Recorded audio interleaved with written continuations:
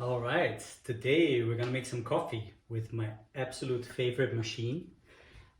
This is called an Arrarex Caravel, which is an Italian manual lever espresso machine that was made in 1960 and still works flawlessly 60 years later. And the way it works is you got a hot water boiler here, and then you can press water through your coffee grounds. So it's fully manual. I also just got a new grinder. It's called a 1C Presso. And I actually got it because people like using it for the AeroPress when they travel, because it fits in nicely. But it turns out it's actually the perfect complement for my Caravel as well. So let's make a little coffee. Oh, here's the thing I wanted to say. When I started out with this hobby, that was like 2 years ago. I started out with the Gaggia Classic, which is a really nice coffee machine in my opinion. Mainly because you can take it apart. Whenever it breaks, you take it apart, you get new parts. You can modify it, like this one. I can control from my iPhone to change how long it takes to extract the coffee and the temperature with PID. So that's a really nice thing. There's also I like this grinder a lot. Some people call it dated, but it's very nice for like single dosing. A Eureka, it's a silent grinder. Nonetheless, so that's like what I used to use for coffee a lot and what I still use on a daily basis. I'm actually planning to modify this machine here with Gaggio, which I think is a little bit better for kind of mimicking what these manual lever machines do. But this machine here, it cost me about $300, shipped from Italy, and it's just been a joy, truly. So without further ado, let me get started. Let's see. One thing I want to show you. Let's see. So this machine here, it's got a heating element underneath, and you can see here it says Arrarex Milano. It's got a heating element underneath here, and it's a very simple machine. You can take it apart yourself. It just has a very simple thermostat. And then what I'm using here is a step-up transformer. What that does is it goes from the 110 volts that we have in the US to the 220 volts that this machine wants. I've also plugged in the machine directly to my outlet in the past, and that works perfectly fine. It just takes forever to heat up because it's meant for 220 volts. So that means it's gonna take like, I don't know, half an hour or so to get up to heat. But that works too. It's just this thing makes it a little faster. So let's see. I'm gonna set up this again. And by the way, I also if you don't wanna use a step-up transformer and you get one of these, there are a few rare occurrences. There's one on Craigslist right now. I'm very tempted by it, that run 110 volt, but most of them are 220. So what I've used in the past is one of these thingies. You know, you stick it into the water tank. It's like $6 on Amazon, very cheap. Or you could use your hot water kettle. You pour in hot water, and then the 220 heating element keeps it kind of very nicely at temperature. So that works really well as well. So let's see. Should I? Well, you can still see what's going on here. Okay, here we go. My 1C Presso. What you do is, let's move this. Put it on the scale. And I have some nice local coffee. By the way, one thing that is nice, I just touched this one. It gets hot on the side and at the top, but I find it much more comfortable to use than, say for instance, my Europiccola. So I have a La Pavoni Europiccola. I also have a Cremina that are both very nice lever machines. But for some reason, this one really speaks to my heart. So let's see. I usually dose 12 grams in. So let's see here. We're at 11. Very nice coffee from Plowshares, the local roaster here in Harlem and the Upper West Side.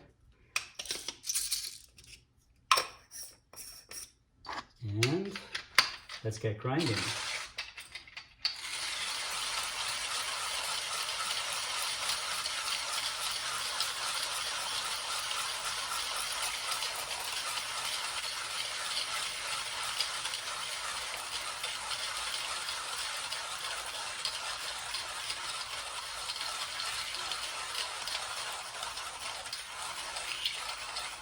What's nice is 12 grams doesn't take very long to get through. There we go. And now I'm going to show you the nicest thing about this.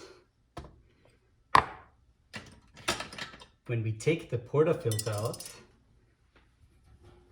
might be clean, this dosing cup actually fits perfectly inside. And here we go. So we got the 12 grams, and here's a nice little temper. You can get these from Orphan Espresso, that's where I got mine from. They also sell seals. That's one thing I changed, like the gasket for the portafilter. The old one was a little brittle. I guess it had been in there for 60 years, but besides that, there's really nothing you need to do with this machine. It's pretty amazing. I really, as you can see, I'm a fan. So you don't need to temp very hard. You also don't need to grind very fine compared to other machines with this one. Anyways, the basket, the holes are kind of all over the place. And then I lock it in pretty tight. Now let's see, this cup is nice and warm. And what you do is you lift up the lever, then you wait for it. You kind of hear it gurgle to fill up. And then I usually press it down until I kind of see the first drop coming out, and then lift it again. Most lever people will know that as a Fellini technique. And then we just, no need to press too hard. Anyways, it would tip over the machine because those suction cups are not very fresh anymore. And there we go. So this grind was maybe a little too coarse. It went through pretty quickly. Usually takes me a little bit more effort, but, and you can see 16 grams out. All right, nonetheless, it makes very good coffee. That's what I want to say. And that comes from somebody who's likes playing with lever machines, truly. If you go on Home Barista or any other forum, you can see there's a lot of enthusiasm for this machine. The other thing you can do once you finished it up, let's use another little cup here. You can keep pressing it a little to kind of get rid. There's a one-way valve inside the piston, and I'm gonna take it apart once it cools down a little to show you what's inside. But you can keep pressing. There we go. And then take out the portafilter, and it's usually nice and dry after you've gotten rid of all the water, and you can just knock it out. There we go. And that's it. I usually like to flush it with a little more water and give it a nice little wipe right after. There we go. And this one probably tastes horrible, but well, who knows? Still very nice. This machine just makes nice coffee no matter what you do. You can't really, in my opinion, you can't really go wrong. Maybe set the grind a little finer for next time. Let's see.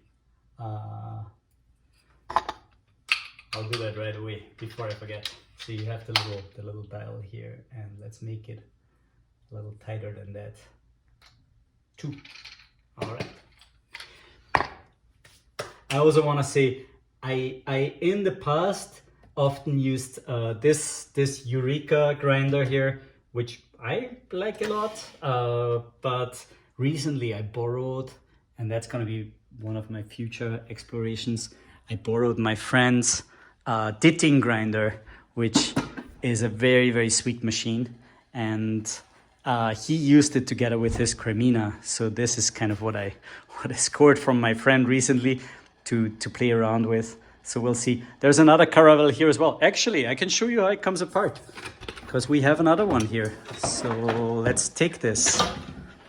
Don't even have to wait. So let's unplug this guy here.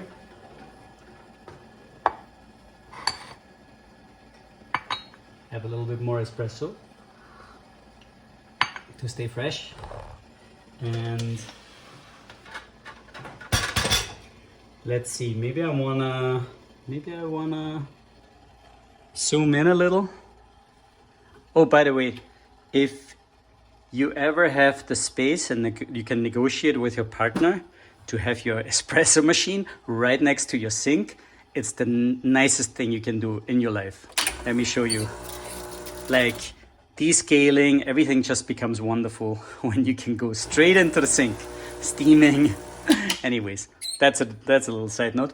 So here we go. Let me switch this to close-up view so it's a little less distorted. So what we have here is, I'll lift up the lever. You can see Arrarex Milan. VAM is actually, I think, the company that made them before, because the early machines are labeled just VAM. And what I'm gonna do is, let me try and see whether I can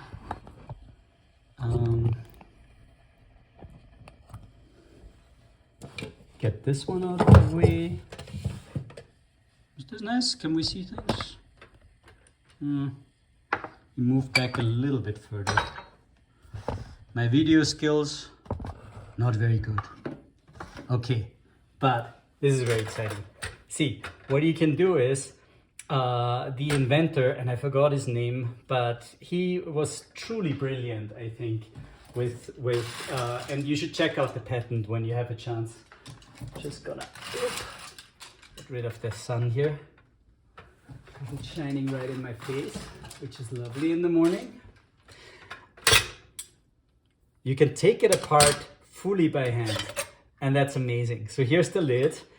This, like, kind of, you know, I don't know, Art Deco design element is actually really nice, because it's a handle to keep the machine cool. And then you take out this, and here we go. The whole boiler, it just comes right off. And let's see.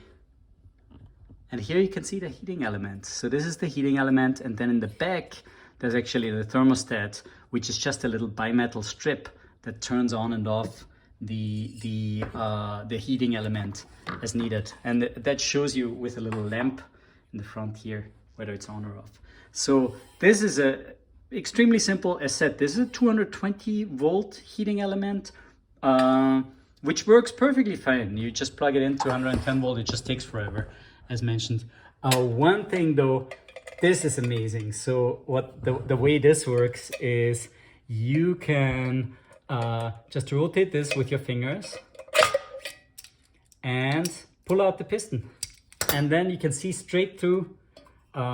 This is literally what it is. There's just the gasket to lock the portafilter, and then there's your shower screen. It pops right in with your hands. And this piston here is just a beautiful design. There's a little one-way valve. So when you lift up the piston, it lets the air out, releases air that is trapped underneath. And then when you push it down, it closes that. And actually these ones, I got replacement seals from Orphan Espresso. I didn't even replace them because they work just perfectly fine. So the only thing I replaced was the gasket for the portafilter. And that's about it. See, it only goes in one way, so it's very easy for non-experts. And you can lock this in. There's a little collar here, and that's it.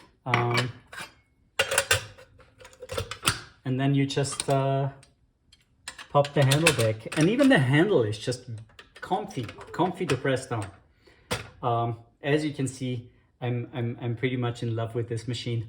The only thing that I plan to upgrade, I recently got, wait, if you wait here for 1 sec, I'll give you a sneak peek.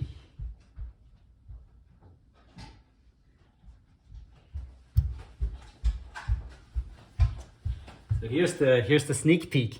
I got a yellow. The collection keeps growing.